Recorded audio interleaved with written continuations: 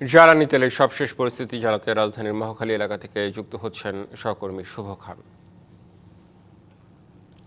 শুভ খান, আপনার আশেপাশের চিত্র কি দেখছেন আপনি? সংশ্লিষ্টরা কি বলছেন?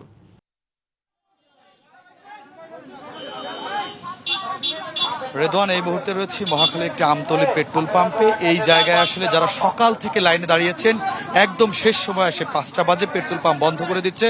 সকাল 10টা থেকে পেট্রোল পাম্পে তেল দেওয়া শুরু হয়েছে, যার ফলে এখানে দেখতেই পাচ্ছেন যে আসলে গ্রাহক এবং পাম্প কর্তৃপক্ষদের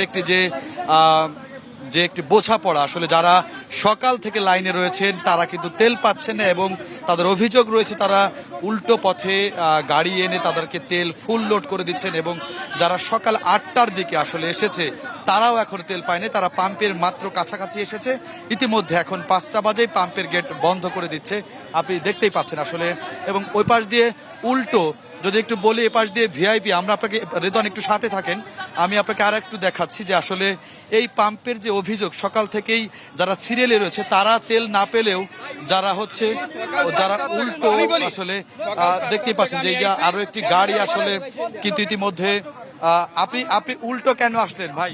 আমি সকাল 7টার সময় এসেছি, এখনো তেল নিতে পারিনি। আর এন্দা উল্টা পাশে আইয়া সবাই 500-1000 করে তেল নিয়ে গেছে।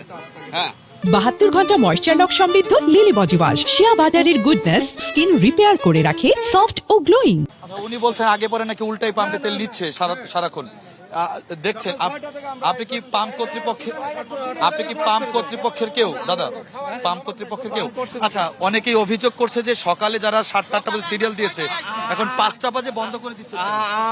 আমাদের তেল নাই, সচিব আসবে, সচিব এখানে আসবে, আপনি এখানে থাকেন, আমি ম্যানেজার না, সচিব এখানে আসবে, আপনারা থাকেন, সেটা থাকলে দেখতে পারবেন। ঠিক আছে জি রেদওয়ান, জি বলেন আপনার অভিযোগ বলেন। আমার অভিযোগ হলো আমরা যেহেতু সিরিয়াল থেকে না পাই, তেল না পাই, তাহলে আউট ভাবে গাড়ি করে কিভাবে পাই? সারাদিন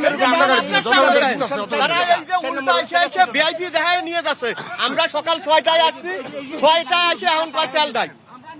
রেদওয়ান, আপনাকে যদি আমি বাইরে একটু দেখাই যে আসলে সিরিয়ালটা অনেক লম্বা ছিল আসলে। রেদওয়ান, এই মুহূর্তে এই আমতলীর যে পেট্রোল পাম্প, আমতলীর এই পেট্রোল পাম্পটিতে যারা সকাল থেকে তেলের জন্য লাইনে দাঁড়িয়েছে তারা কিন্তু আসলে একদম পাম্পের কাছাকাছি যখন এসেছে ঠিক তখনই পেট্রোল পাম্পটি বন্ধ করে দেওয়া হচ্ছে, যে কারণে এখানকার যারা গ্রাহক তারা কিন্তু রেগে ফুঁসে উঠেছে। কারণ সকাল থেকে খাবার দাবার কোনো কিছুই নেই, তারা কিন্তু শুধুমাত্র তেলের জন্য অপেক্ষা করছে।